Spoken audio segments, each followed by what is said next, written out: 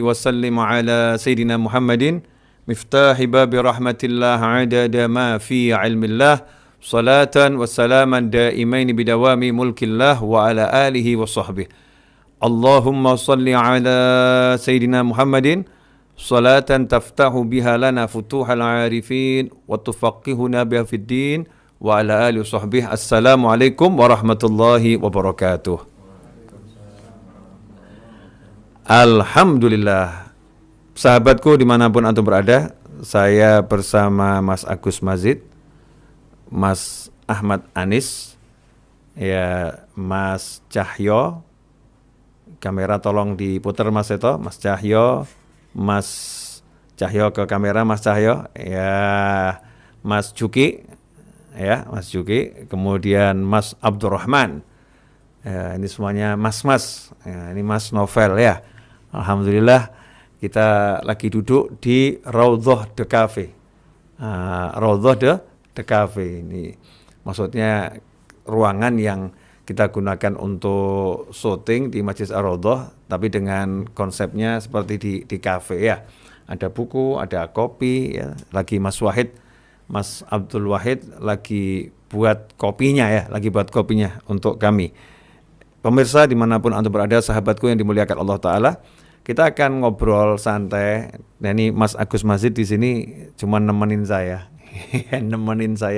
dan mas-mas ini ngobrol tentang akhir zaman. Ya, tentang akhir zaman. Kita ini hidup di akhir zaman atau zaman yang terakhir. Jadi manusia itu ada perjalanan waktu dari mulai Nabi Adam alaihissalam diturunkan ke muka bumi sampai nanti hari kiamat, maka perjalanan waktu di dunia ini kita berada pada ujungnya. Ya, kita berada pada ujungnya, maka disebut di akhir zaman. Nah, akhir zaman itu banyak sekali peristiwa-peristiwa yang akan terjadi di akhir zaman, ya, banyak sekali. Dan salah satunya adalah di akhir zaman perjalanan waktu itu menjadi terasa sangat cepat. Jadi waktunya sama 24 jam, ya jamnya ya sama 1 jam 60 menit, sama persis, nggak pernah berubah, tetapi rasanya itu cepatnya luar biasa dan itu tidak bisa dipungkiri, semua orang akan merasakannya. Dalam sebuah hadis Rasul menyatakan SAW yang artinya nanti di akhir zaman kalau kiamat sudah dekat ya, salah satu tanda-tanda datangnya kiamat adalah waktu 1 tahun itu terasa seperti 1 bulan. Nah, 1 bulan seperti 1 Jum'ah, 1 pekan. 1 Jum'ah seperti 1 hari. 1 hari seperti kesa'ah, seperti 1 jam. Dan 1 jam itu seperti 1 detik. Seperti waktu menyalakan korek api itu. Terus, ya, cuman 1 detik. Jadi sangat cepat perjalanan waktu. Nah, kita di akhir zaman ini diberi oleh Allah Ta'ala banyak kemudahan. Ya, diberi banyak kemudahan.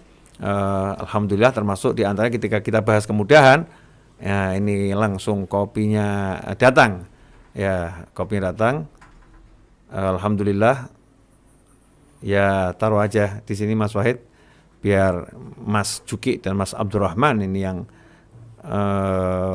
Mas Wahid tetap masih mau melayani ya. Masya Allah. Ini kopi buatan Mas Wahid ini istimewa, saudara-saudara. Yang tahu istimewa cuman yang di sini, ya, yang di sono belum, sahabatku yang dimuliakan Allah Ta'ala. Ya. Kemudian di akhir zaman ini punya banyak keistimewaan. Allah Ta'ala kasih kita banyak keistimewaan. Di antaranya keramatnya para wali. Yang dulu itu keramatnya para wali, maka di akhir zaman itu sama Allah Ta'ala dijadikan sebagai sesuatu yang bisa mirip-mirip ya, dinikmati oleh masyarakat. Untuk apa? Ya, untuk memberikan kemudahan kepada masyarakat di akhir zaman, taat pada Allah Subhanahu wa Ta'ala. Kalau dulu para wali bisa melipat bumi, jadi ada ilmu namanya lipat bumi. Tayil Ard, salah satu wali Allah yang dikenal bisa melipat bumi, yaitu Yai Mangli rahimahullah. Ya, Mbah Yai Mangli rahimahullah ini termasuk seorang ulama yang dikaruniai Allah Ta'ala karomah, kekeramatan, bisa melipat bumi. Sehingga beliau menempuh perjalanan dari Salatiga sampai Jakarta, itu hitungannya cuman menit. Ya, naik mobil, ya ada yang nyupirin, ya nggak ada jalan tol waktu itu. Tahu-tahu sudah sampai Jakarta ya, Salatiga, Jakarta. Dan supirnya merasa nyupir biasa-biasa saja, toyil arad. Dan kita banyak baca dalam sejarah kehidupan para ulama.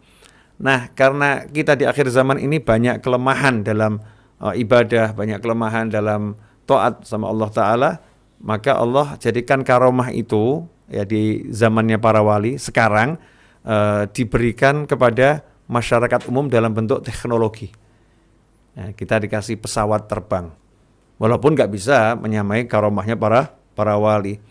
Terbang dari Solo ke Jakarta 60 menit. Semakin hebat pesawatnya akan semakin cepat dengan izin Allah Subhanahu wa Ta'ala. Termasuk juga diantaranya live streaming. Jadi live streaming ini adanya di akhir zaman secara teknologi. Tapi kalau karomah sejak zaman Nabi Muhammad SAW,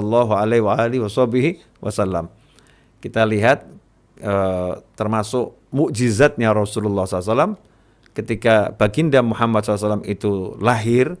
Ketika Rasulullah lahir, maka dari ruangan kelahiran Nabi Muhammad SAW memancar cahaya Rasulullah SAW, yang cahaya itu membuat wanita-wanita yang membantu persalinan ibunda Nabi Muhammad SAW.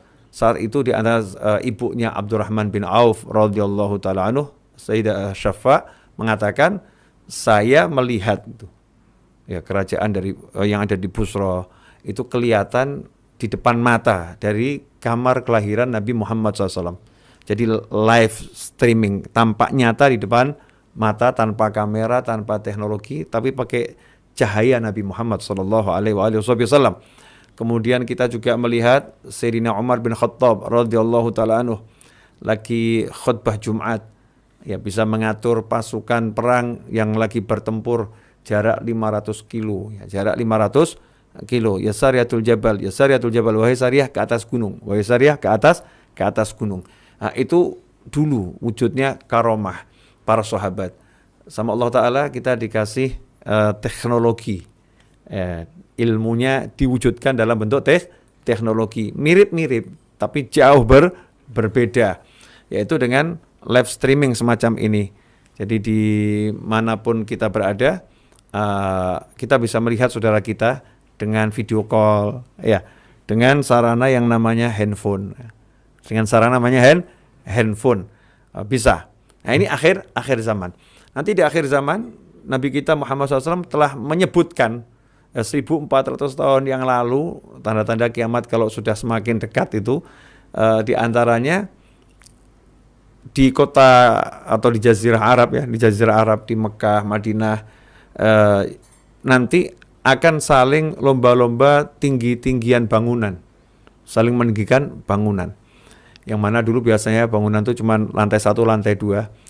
Tapi 1400 tahun yang lalu Rasulullah SAW telah menyatakan nanti akan saling meninggikan bangunan orang-orang di akhir zaman tuh. Subhanallah, sallu ala nabi Allahumma shalli alaihi.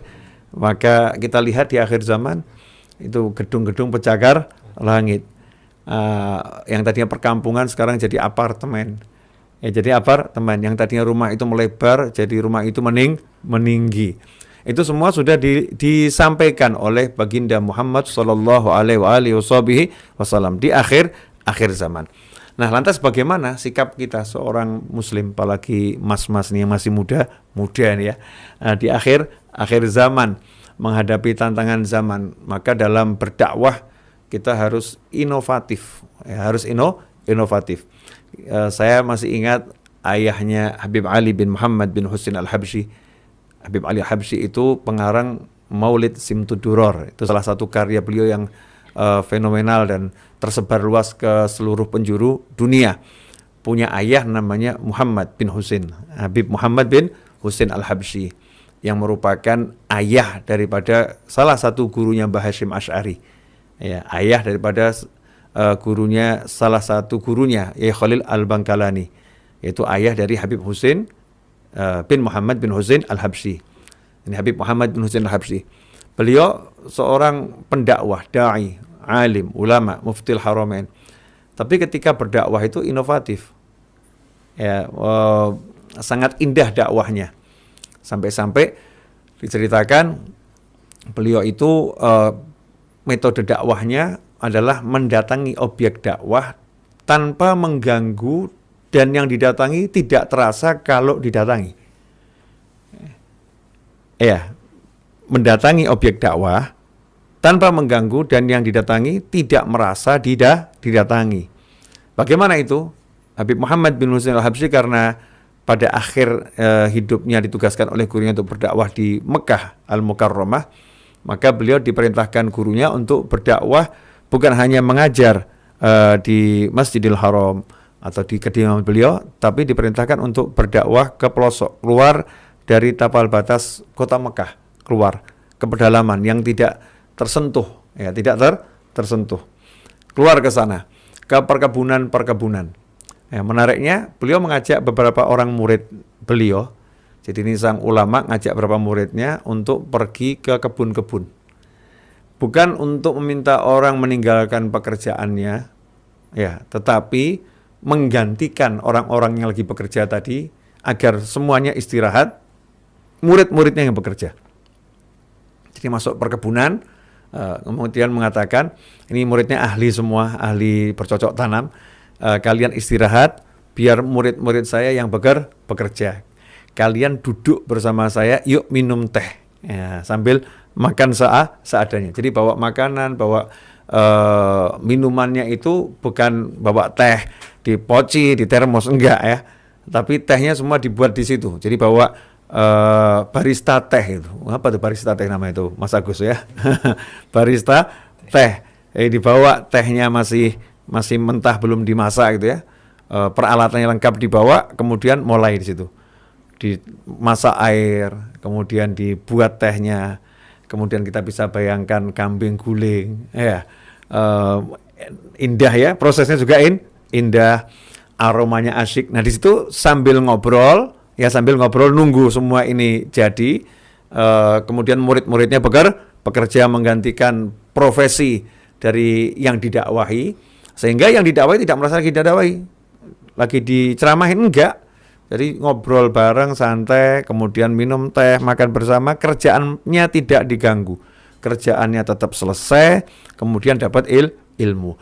Itu yang dilakukan oleh Habib Muhammad bin Husain Al-Habsyi, inovatif. Jadi mendatangi objek dakwah, yang didatangi tidak merasa kalau akan didakwahi, rasanya diajak makan. Nah itu 150 tahun yang lalu kurang lebih 150 tahun yang lalu. Lantas bagaimana dengan kita sekarang di negara yang Masya Allah mayoritas umat Islam ya, umat Islamnya sangat besar, kemudian teknologi sangat maju. Bagaimana kita bisa mendatangi, tapi yang didatangi tidak merasa didatangi? Salah satunya adalah yang saat ini sedang kami lakukan. Nah, cuman masalahnya saya nggak bisa nyuguhin kopi, nggak bisa nyuguhin kopi, tapi saya ngajak ngopi antum semua di rumah masing-masing, ngopi sambil meluangkan waktu di antara maghrib dan isya. Kita cari ilmu ya beberapa saat, mungkin cuma berapa menit, tapi insya Allah barokah. Kita sudah tanpa terasa kita mengenang kehidupan seorang ulama, kemudian kita melihat bagaimana semangatnya untuk menyampaikan kebaikan ya, dengan apapun yang dimiliki. Nah, ikhwani rahimakumullah, insyaallah obrolan ini akan kita sambung lagi nanti ya, jam 8 atau jam setengah 9 malam, karena di Solo udah masuk waktu Isya. Nah, kita mau siap-siap sholat Isya, dan saya akan minum kopinya. Jazakumullah khairan, walafu minkum, wassallallahu ala Muhammadin wa alihi wasallam, walhamdulillahi rabbil alamin, wassalamu alaikum warahmatullahi wabarakatuh.